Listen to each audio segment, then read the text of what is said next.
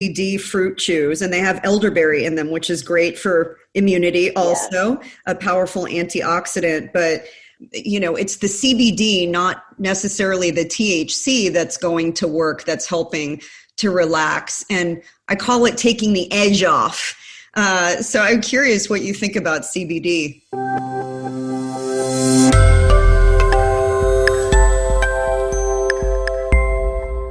Have you ever wondered, is rinsing my produce with the water that comes out of the sink that I don't even drink enough to really clean it? Well, then you're one of the smartest people I know, because you're absolutely right. It's not enough. That's why we created the only all-natural and patented line of food wash and wipes, and it's called Eat Cleaner. It's tasteless, odorless, and lab tested, and it removes up to 99.9% of the residue that water can't, including pesticides, wax, soil, and junk that can carry bacteria that can really make you sick. Plus, we formulated it to help extend the shelf life of your fresh produce too, and that'll save you money. When your berries are lasting up to 10-12 days, you know that's a good thing. It helps your produce last up to 5 times longer using a natural blend of fruit acids and antioxidants. So there's no chemicals. It's just clean eating fun. And this can help save your family an average of over $500 per year. Make it easy on yourself, reduce waste, and get that fruit and veggies into your body, where it's going to do you a lot of good and not in the trash.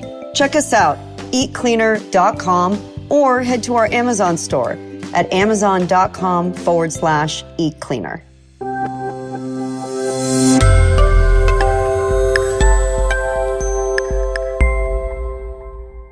Well, CBD, definitely can help with your stress levels, but something I think people don't know is that we have our own cannabinoid system running through our whole body.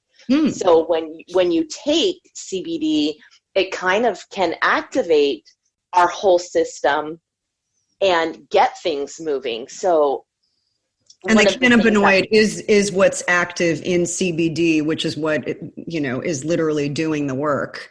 So do you think that system can lay dormant if people are feeling down? Absolutely, yes. I think it can. And I think that since in any system, when one thing starts to get sluggish, then everything kind of trickles down. It's like a cascade.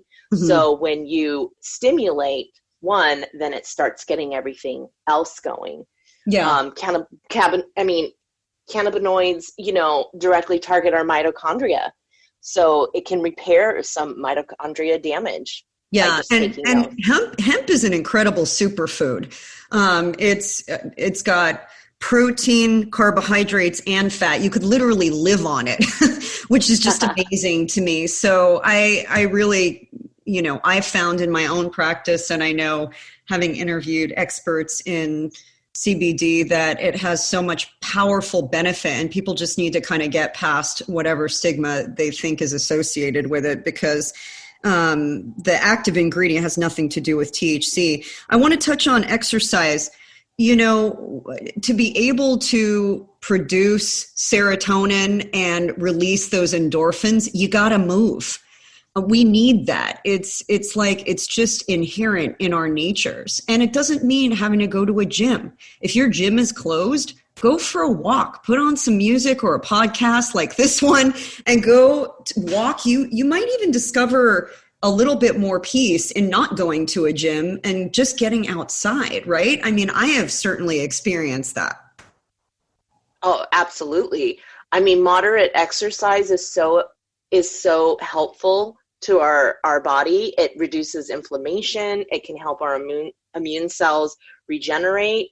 So even just a brisk walk, it will stimulate your mind. It'll get your mental health up. It will help your body all around. Yeah, I think if everybody can put that practice into a habit, and literally just schedule it like an appointment on your calendar. Put it on your smartphone so that you get an alert and it tells you go move every single day. And it doesn't have to be a gut pounding workout. It can just literally be a walk for, however long you feel comfortable. Just get out there for 20 minutes. I joined a rowing gym near me, and they're not open inside yet. So they have the rowing machines set up outside. And I think just being able to be outside, even though I'm not interacting with everybody in the class, just being with other people, there is a humanity piece there that just feels really reassuring. And I look so forward to it. I get worried about people who have locked themselves up inside and are not getting out. Oh, the fresh air is a must. Yeah. It is a must. And one thing I feel that conventional medicine promotes but doesn't really explain why is exercise. We need to tell people why it is so important, because it's human nature. If we say you need to have 30 minutes 3 times a week of cardio, that's a great recommendation, but why? Nobody knows the why. Yeah. And in my book, I talk pretty extensively about how we use exercise. Exercise is not to undo all the crap that you ate. That doesn't work.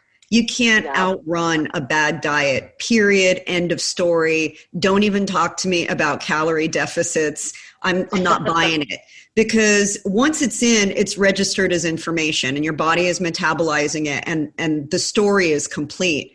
Exercise is meant to enhance your cardiovascular function, certainly to boost your immunity, like you said, manage stress, help you sleep, and all of the benefits there. But please don't use it as, your Hail Mary to undo the ding dongs and Oreos that you purged on. Like, it just doesn't work that way. No, and it should never be a reward. We'll never get in the habit of exercising if we feel that we exercise to reward ourselves with something that may not be healthy. Yeah. Amen to that, sister. All right. So one more thing that I want to add about stress is breathing. We take our breath for granted, but there is something to be said about intentional breathing. And when you feel anxiety, you feel stress starting to build, just to take some long, deep breaths. And that's really what yoga has taught me. But there are gurus out there that help you breathe better. And I believe that there is something to this. I don't know if that's something you know too much about, Bernadette, or can speak on, but I did a practice where for 10 minutes every morning, I was just focused on my breath. And man, I just go back to it every time I'm in a situation where I feel like, okay, I'm overwhelmed and I can feel my heart beating out of my chest. Like, I got to control this. Oh, yeah. One of the things when I was younger, I had a lot of anxiety. And one of the best things I learned was breathing in and saying to myself, I'm taking in all the good, and then breathing out and just opening my mouth a little bit and really exhaling and just letting myself know I'm letting all the bad or all the negative vibes out. And I would do that 3 or 4 times, and I would just see myself all of a sudden, within seconds, just much calmer and relaxed.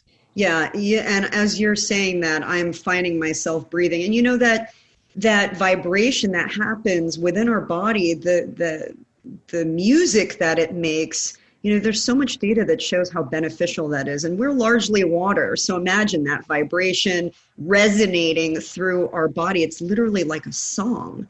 It's so beautiful when you think about it that way. But everybody breathe. Take a few deep breaths right now as you're listening to this. And we can manage our stress in so many positive ways instead of looking at it and turning towards other things that are not so good for our health. Let's talk about sleep. I think stress and sleep are so intimately related, but is there kind of something that you recommend for sleep specifically if somebody is having some unrest? Get into a nighttime routine.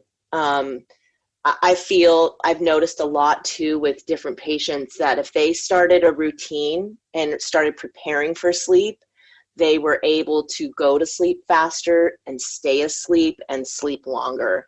And what you really need is that quality sleep. And since sleep and stress is tied so closely together, when we don't have enough sleep, our stress levels will go up.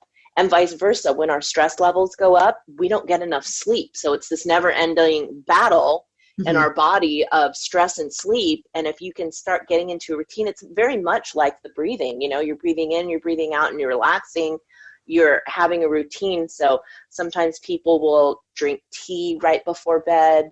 They'll read before bed, take a nice warm bath before bed, just something that starts to prepare your body and relax your body before sleep. I'm huge against stop watching, flipping through your phone. Don't have your laptop out and be doing a little bit of work before, because all of that will affect your sleep. Nobody needs to be on Instagram right before they go to bed. And so many people, especially young adults, I mean, it's just one of the things they do. It's the first thing they look at in the morning and the last thing they look at night.